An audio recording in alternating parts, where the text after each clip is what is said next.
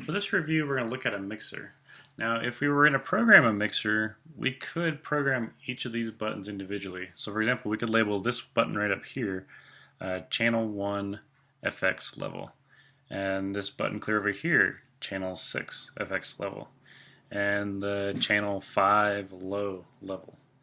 But if we were going to go about that, if we think about the expandability of it, it's not very expandable because if we add more channels, we got to add more buttons to our code.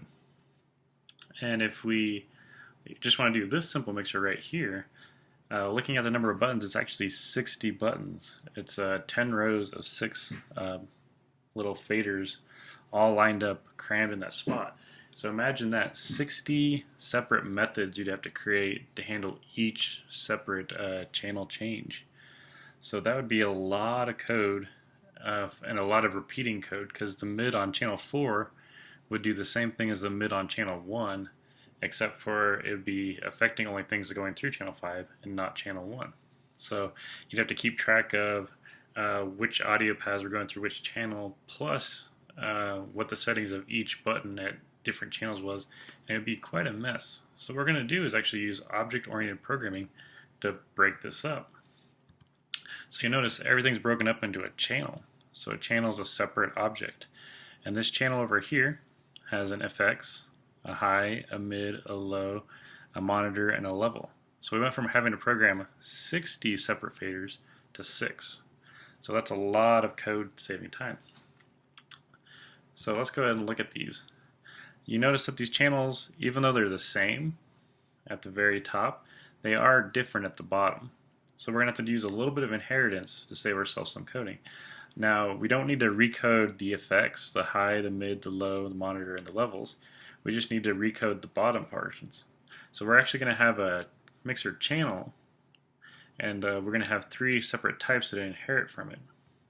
So we're going to have our mono mixer channel, which has like the padding for the clip reduction, 1 high input from the 1/4 inch and the mic input.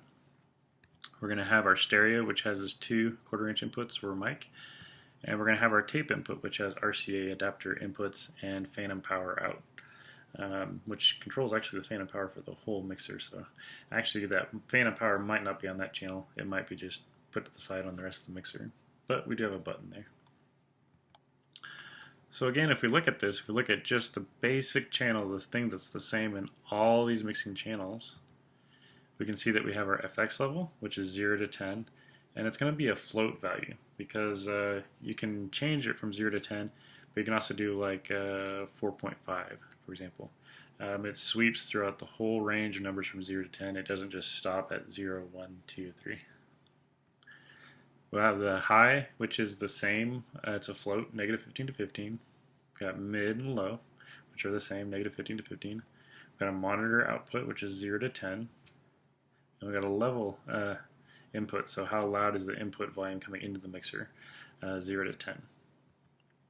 And then just to show you, we do have a clip reduction, which is a bool. But we're not going to use that clip reduction here. We're going to use it in our inherited method because not every channel has the clip reduction option. So if we're going to build this, it's called a mixer channel. So you see at the very top, it says mixer channel, and it has all of these properties. And for this first part, I want you to go ahead and step 1, create a new iPad Xcode project. Step 2, create a new mixer channel class. So that's a new file. And then add all of these properties to the .h file so we can reference them. Go ahead and get that done. And then in the next video, we'll check your work and we'll start creating some instances of these mixer channels.